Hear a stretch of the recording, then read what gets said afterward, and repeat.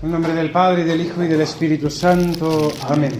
Ave María, gratia plena Dominus tecum, benedicta tu in mulieribus, et benedictus fructus ventris tui, Iesus. Santa Maria, Mater Dei, ora pro nobis peccatoribus, nunc et benedicta mortis nostra. Gloria Patri et Filio et Spiritui Sanctum. Sicut erat in principio et nunc et semper et in saecula saeculorum. Amen. Santa Maria, sede sapientiae. Ora pro nobis. Sante Joseph. Ora pro nobis.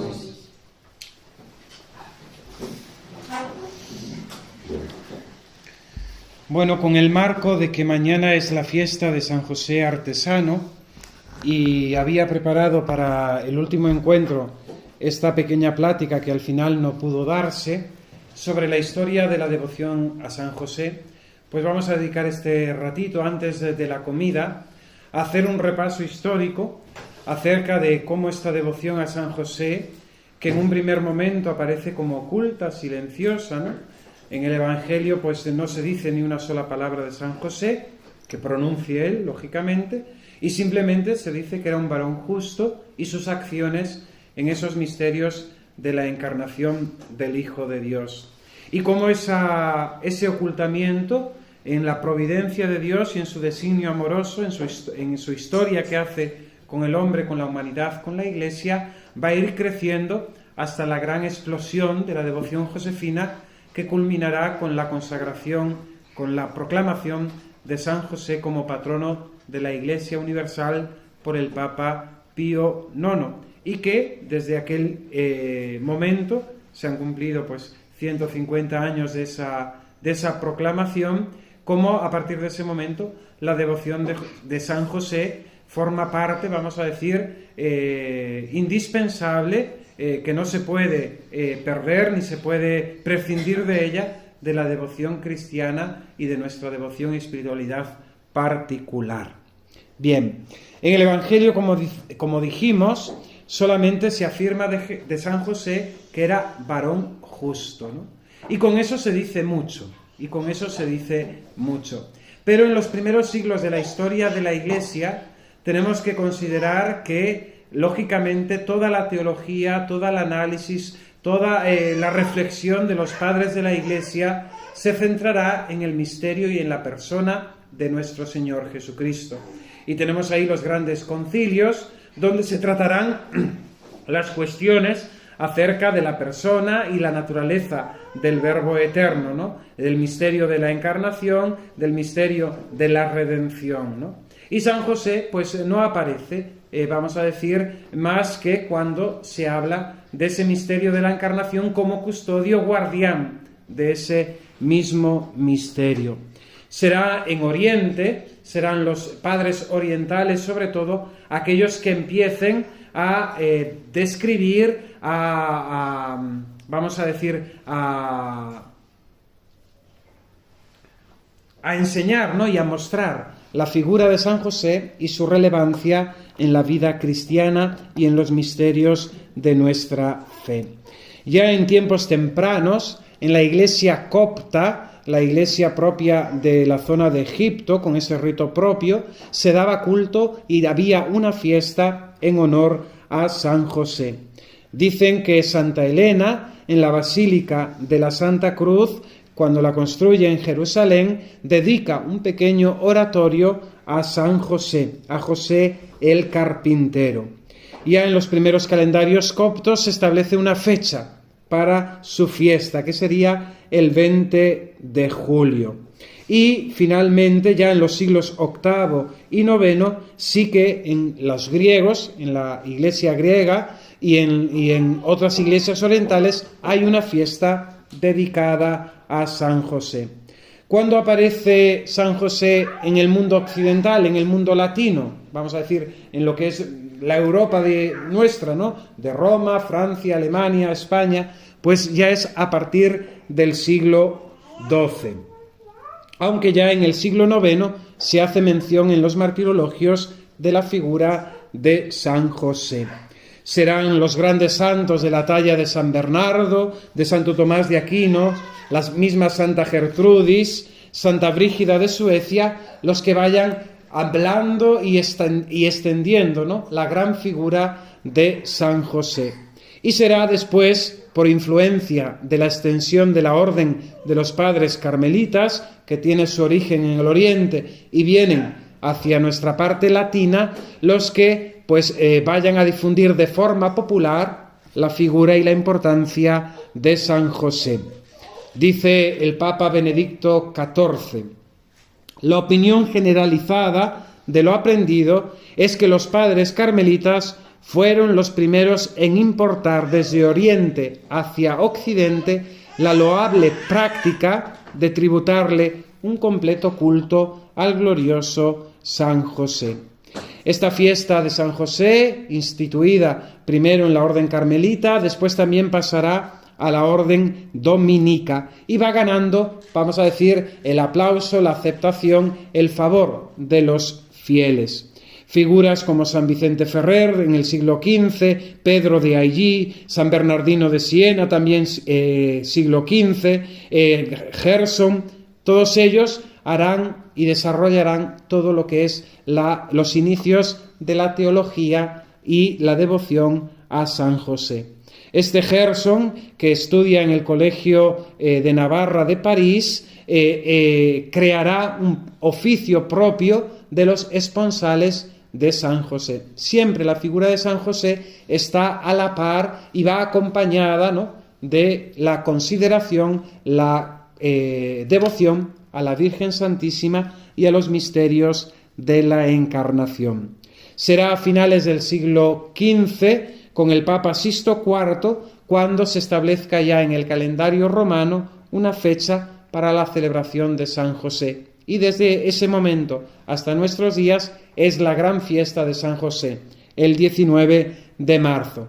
Una fiesta que se le da un rango importante, pero sin octava, porque normalmente siempre cae en los tiempos de la Cuaresma. Será en tiempos del Papa Gregorio XV, siglo XVII, cuando varios reyes, Fernando III, Leopoldo I, el rey Carlos II de España, pidan al Papa que esta fiesta sea de precepto, que haya obligación de escuchar misa en ese día para honrar al santo. Más tarde, siglo XVIII, el Papa Benedicto XIII agregará el nombre de San José a la letanía de los santos. Habrá aprobaciones de fiestas en los calendarios locales, como es la fiesta de los esponsales de la Santísima Virgen y de San José, que la celebrarán los franciscanos a partir del siglo XVIII. Y muy particularmente aquí en España tendrá muchísima importancia el testimonio y los escritos de Santa Teresa, el testimonio que ella da en sus escritos acerca de la devoción a San José y el amor que ella pondrá en que todos sus conventos estén bajo su patrocinio y le tengan las monjas gran devoción, afirmando Santa Teresa que en ningún caso en los que ella recurrió a la protección, a la intercesión de San José, fuese desamparada, ¿no?, sino que siempre San José se mostró como padre solícito, no solamente en las cosas espirituales, sino en las cosas tan sencillas y materiales como eran la fundación de los conventos, los problemas que podía provocar, abrir una nueva casa de monjas y tener lo necesario para la supervivencia. Ese testimonio de Santa Teresa ayudará lógicamente a que el pueblo de Dios también vaya creciendo en el amor, en la consideración al glorioso San José. La misma orden carmelita pedirá al Papa el establecimiento de una fiesta propia de San José que no sea en la Cuaresma, debido a que en la Cuaresma no se podía hacer una fiesta, vamos a decir, externamente más vistosa, y será esa fiesta que se llamará el patrocinio de San José, concedida primeramente a la orden carmelitana y después también a todo el reino de España, siendo extendida más tarde a toda la Iglesia universal. Esa fiesta se celebraba tal que hoy, ¿no?, este domingo tercero de Pascua, ¿no? Será después San Pío X, en esa reforma litúrgica que él hace, que rebaje la fiesta y la mueva al miércoles de la segunda semana de Pascua, ¿no? Pero el inicio de esa fiesta del patrocinio de San José caía en este tercer domingo de Pascua. Fijémonos que ya simplemente instituir esa fiesta en domingo, la importancia que los papas le habían dado, ¿no?, a la figura del glorioso patriarca. Bien, y ahí comienza la historia moderna, ¿no?, de la devoción a San José en el siglo XIX, que vamos a ver un poco más detalladamente, ¿no?, porque sin duda alguna en el plan providente de Dios, Él ha querido, ¿no?, que en estos tiempos modernos, a partir de la Revolución Francesa, sobre todo, la figura de San José brille esplendorosamente dentro de la devoción católica, ¿no?, hasta nuestros propios días, hasta nuestros propios días. Nunca, como hoy, es necesaria la figura de San José, invocarle como patrón universal de la Iglesia, pero también como modelo universal de todos los católicos, sea en el estado que sea de vida, ¿no? Y a los consagrados, y a los sacerdotes, y a los padres de familia, y a los jóvenes cristianos, y a los niños, ¿no? Es necesario volver, contemplar la grandeza de la figura de San José, ¿no?, que tan silenciosamente aparece al inicio en los evangelios, pero cuya profundización en el misterio de su persona nos habla elocuentemente del misterio de Dios y, en definitiva, de cómo nosotros tenemos que responder al misterio de Dios. Nos situamos, por tanto, en el pontificado del Papa Pío VII, ¿no?, que recordamos, así ya como línea general, que fue encarcelado por Napoleón en esa invasión que él hace de Roma, Napoleón III, y que lógicamente pues sufre, ¿no?, esa clausura de no poder ejercer libremente su pontificado. El Papa, devoto personal del Santo Patriarca, de San José, invocará la protección del santo, ¿no?, y le pedirá que le ayude en esa circunstancia, no solamente a él personal, sino también en el ejercicio de ese ministerio petrino que él debe ejercer sobre toda la Iglesia. Y el santo no dejará de responder. Gobierno pontificado del Papa Pío VII durante 23 años, del año 1800 a 1823. Ha pasado el proceso revolucionario, la Revolución Francesa, con todo lo que había traído, ¿no?, con la caída del antiguo régimen, con todas las ideas liberales, modernas, burguesas, ¿no?, con ese, vamos a decir, aspecto en Francia muy concreto, ¿no?, de una iglesia nacional, de una iglesia galicana al margen de la autoridad pontificia, y abolida la monarquía, se proclama la República. En 1800 el Napoleón Bonaparte se erige como presidente de la República y después él mismo se hará proclamar emperador. Él mismo se proclamará emperador. En ese mismo momento, en el año 1800, se elige como cardenal, como papa, al cardenal de Venecia, que tomará por nombre Pío VII. Esa situación política en la que se encuentra el mundo, ¿no?, sobre todo esa situación de Francia, que será, pues, conmoverá, vamos a decir, todo el orbe cristiano, ¿no?, quedará, vamos a decir, concretado en ese concordato que se firmará entre el Estado de Francia y el Estado y el Papa, ¿no?, y los estados pontificios, ¿no? Pensemos que hasta este momento, hasta el antiguo régimen, el Papa era el jefe supremo, el gobernador supremo del mundo, ¿no? Todas las cuestiones eran dirimidas por el Papa. Las cuestiones entre los reinos, entre los imperios, entre los reyes y los monarcas, el último que tenía la palabra era el Papa, y se obedecía a lo que el Papa se dice. Ahora, a partir de la Revolución Francesa, el Papa es visto como un don nadie, o como tal, como un gobernante más de esos estados pontificios, de esos territorios dentro de Italia, pero nada más. El Papa no tenía autoridad sobre el emperador de la Francia ni sobre ningún otro reino, ¿no? Entonces se establece una legislación a través de ese concordato, y de ahí pues surgirán después los otros concordatos a lo largo de la historia entre el papado y las naciones, pero lógicamente quitan al Papa su autoridad, ¿no?, moral y legislativa sobre también los bienes temporales, la realidad temporal.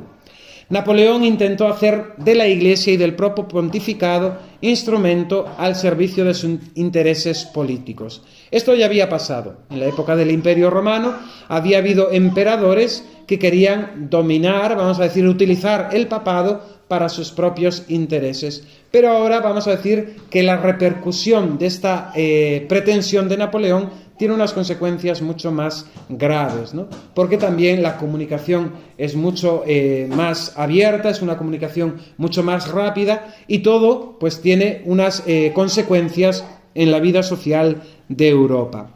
El Papa se niega, ¿no? Y ante ese bloqueo que Napoleón quiere hacer al reino de Inglaterra, el Papa se opone y por tanto Napoleón reacciona violentamente contra el Papa, anexionando a su imperio francés los estados pontificios y reduciendo a Pío VII a prisión. Primero en Savona y después lo traslada a París, ¿no? A París, donde el Papa es privado, vamos a decir, del gobierno de la Iglesia. Como he dicho, el Papa recurre al Santo Patriarca San José pidiendo ayuda y protección.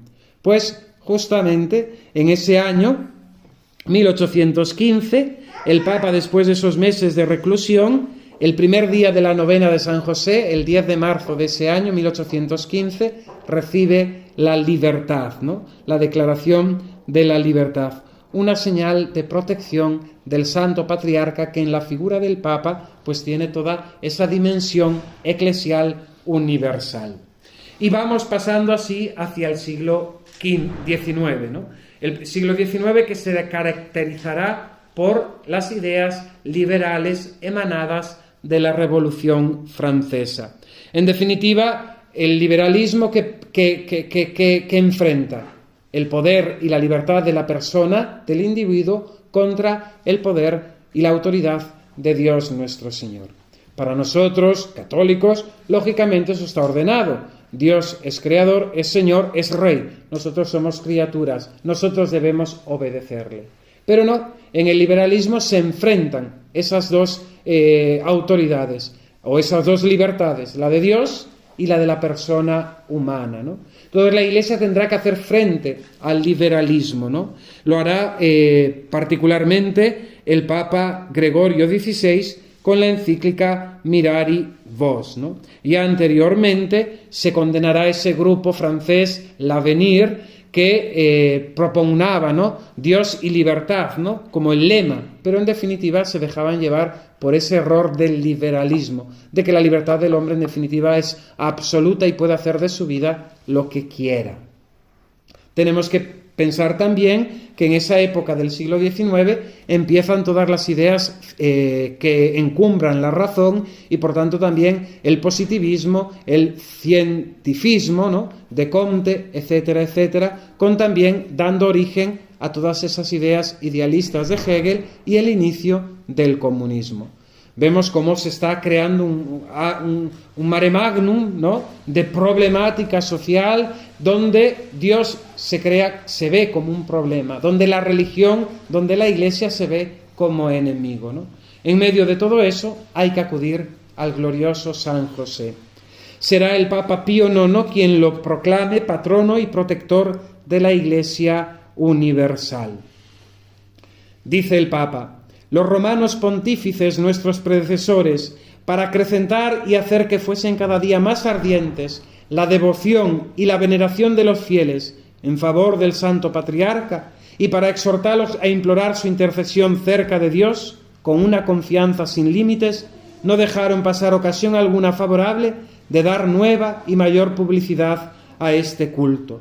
Por eso, nosotros mismos, desde que por juicio impenetrable de Dios fuimos elevados a la suprema sede de Pedro, movidos ya por los ejemplos de nuestros ilustres predecesores, ya por la devoción particular al Santo Patriarca que desde nuestra niñez nos ha animado, con placer de nuestra alma, por decreto del 10 de septiembre de 1847, hemos extendido a la Iglesia Universal con rito doble de segunda clase la fiesta del patrocinio, ya que se celebraba en muchas partes por indulto particular de la Santa Sede. Primero, Pío IX extiende a toda la Iglesia, dándole una categoría grande la fiesta del patrocinio.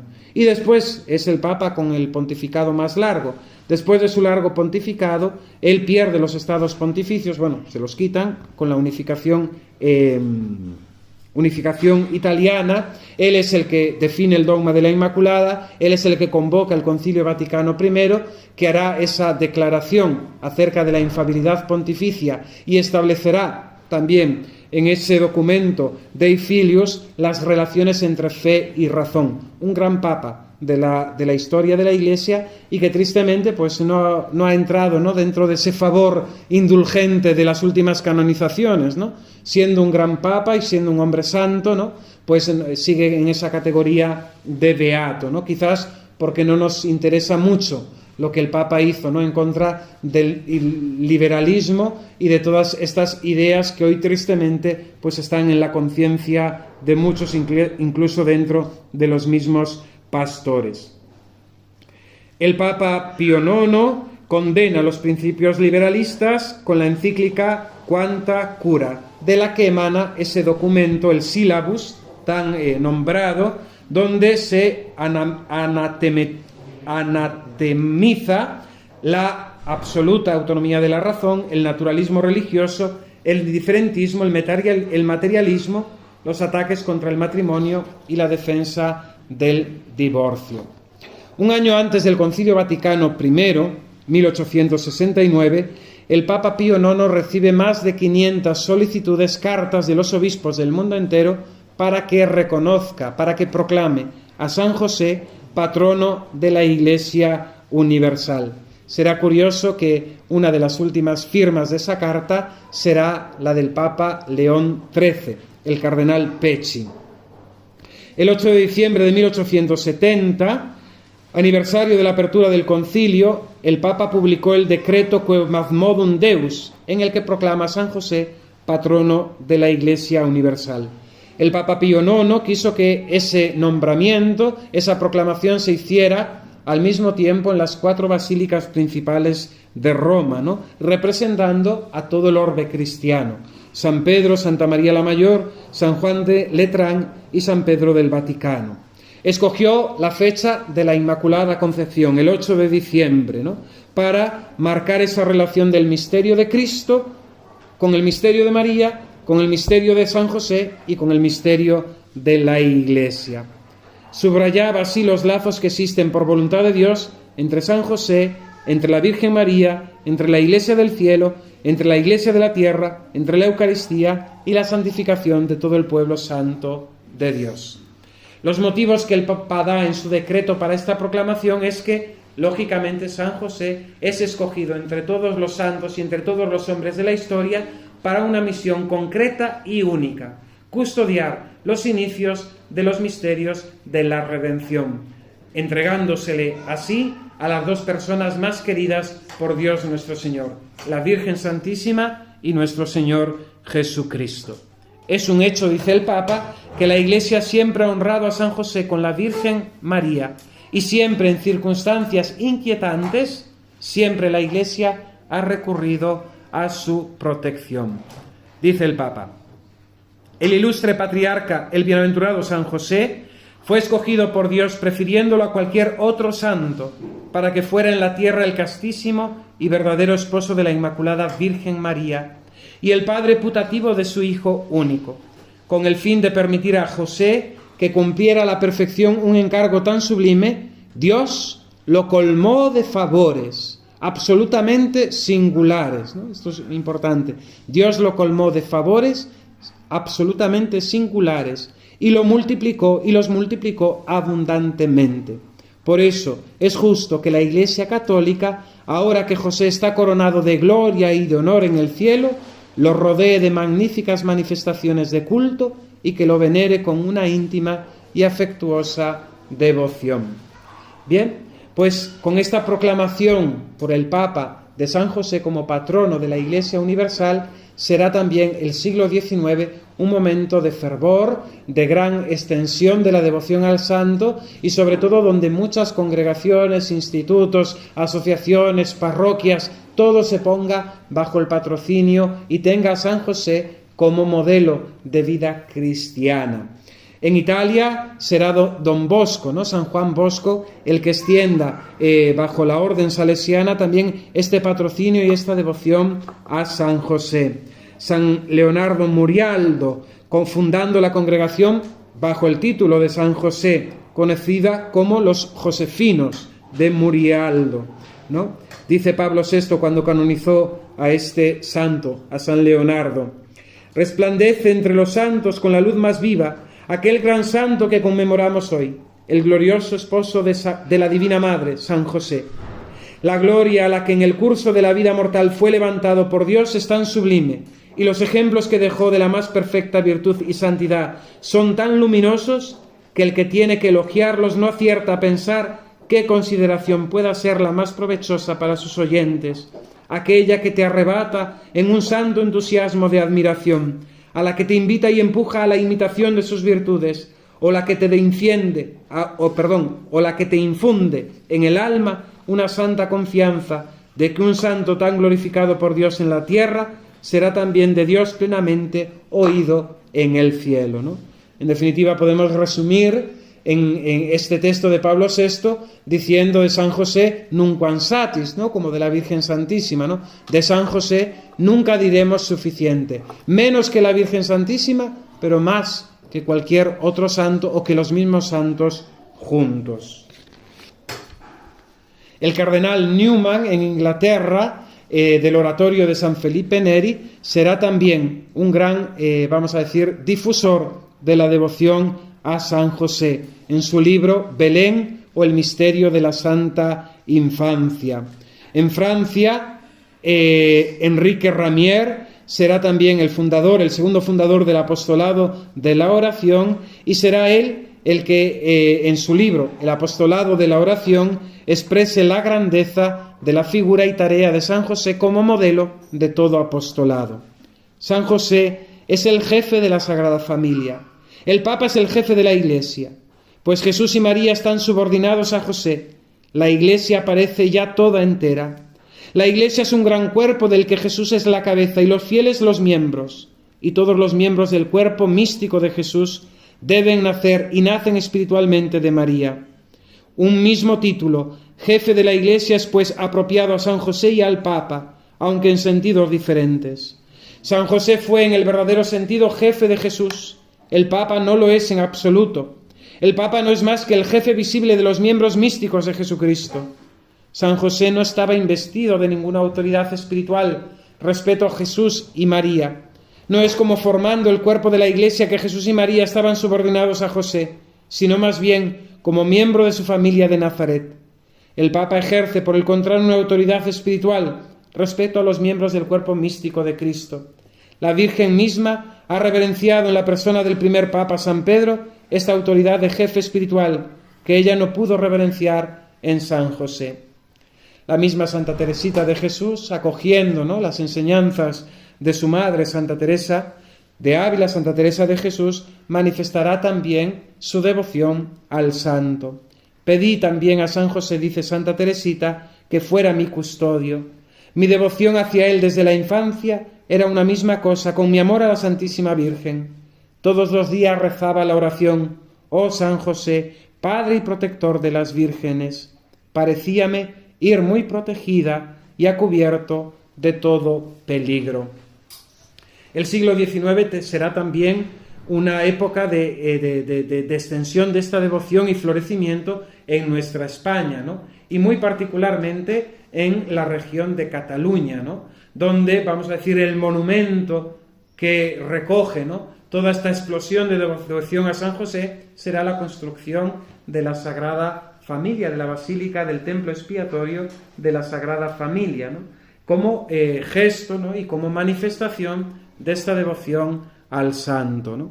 Los padres carmelitas descalzos del convento barcelonés de San José vindican ya la eminencia del oficio y de la santidad del santo. En un opúsculo polémico, José Vindicado, escrito en pocas semanas, constituye un excelente resumen y balance de la tarea doctrinal que caracteriza el siglo anterior a su publicación, a la vez que un testimonio de la expansión y arraigo popular de la corriente espiritual surgida con Santa Teresa de Jesús. El fundador de las Siervas de San José y de las Hijas de San José, Francisco Javier Butiñá, ¿no?, expresa especialmente en su obra la figura, ¿no?, la grandeza de San José, las glorias de San José, escribe, ¿no? Barcelona, 1893. José María Vilaseca fundará Instituto de Misioneros Josefinos en México, ¿no?, aunque él nace en Cataluña. San Enrique de Osó y Cervelló, ¿no?, que nos ha ayudado a nosotros en alguno de estos años pasados, ¿no?, a honrar a San José y a preparar nuestra consagración a él, ¿no?, pues tendrá ese escrito, ¿no?, el devoto josefino, y en su compañía de Santa Teresa de Jesús, pues escribirá, recomendará y hablará, infundirá en las monjas, en las consagradas, este espíritu josefino, ¿no? Él mismo enumera los 7 privilegios de San José: tener a Jesús por hijo, ser su esposa María, Madre de Dios, ser obedecido por Jesús y María, haber gozado de los abrazos y caricias del Rey de la Gloria, ser el primer adorador del Hijo de Dios nacido en Belén, morir en brazos de Jesús y de María y resucitar con Cristo en cuerpo y alma a la gloria, ¿no? Bien, también los obispos, los mismos prelados, se manifestarán en esta devoción al santo, ¿no? Destaca el obispo Josep Torras y Valles y otro gran sacerdote catalán, Miquel Costa y Llobera, ¿no?, entre otros. Bien, León XIII. León XIII será el papa que escriba la primera encíclica dedicada a San José, en la Quamquam Pluries, ¿no? Y ahí el papa enseña: la Sagrada Familia que San José gobernó como investido de autoridad paterna contenía en germen a la Iglesia. La Sagrada Familia que San José gobernó contenía ya en germen a la Iglesia. La Santísima Virgen María, al mismo tiempo que Madre de Jesucristo, es también Madre de todos los cristianos. Asimismo, Jesucristo es como el primogénito de los cristianos, que con sus hermanos de adopción y de redención ha de caminar hacia el cielo. Estas son las razones por las que San José mismo se da cuenta de que la multitud de los cristianos le ha sido confiada de una manera muy particular. Esta multitud es la Iglesia, familia inmensa extendida por toda la tierra. Él tiene sobre ella la autoridad paterna, puesto que es el esposo de María, madre de la Iglesia, y padre de Jesús, miembro eminente de la Iglesia. Es lógico, cabeza de la Iglesia, es lógico que José cubra ahora la Iglesia con su celestial patronazgo, como en otros tiempos atendía a las necesidades de la Sagrada Familia, ¿no? Entonces, el patronazgo de San José ligado a esa autoridad paterna y esponsal que él ejerce sobre la Sagrada Familia de Nazaret. Y entramos ya en el siglo XX con su santidad el Papa San Pío X, con la crisis modernista que pone todo patas arriba en cuanto a la doctrina católica. Y el Papa, un hombre valiente, que quiere instaurar todas las cosas en Cristo, así es su lema, tenía gran devoción al santo cuyo nombre llevaba, ¿no?, San José. Aprueba las letanías del santo y autoriza, ¿no?, vamos a decir, le da categoría de letanías litúrgicas, ¿no? Y estalla así la Primera Guerra Mundial, donde la devoción de San José se hace también, va creciendo, porque ante esa situación, ¿no?, de drama, de guerra, de falta de paz, pues lógicamente las almas sencillas quieren acudir a San José. Y en este caso no podemos olvidar ese hecho extraordinario que acontece en Fátima, ¿no? Dice Lucía que en una de las apariciones se vio aparecer a San José con el niño en brazos bendiciendo al mundo.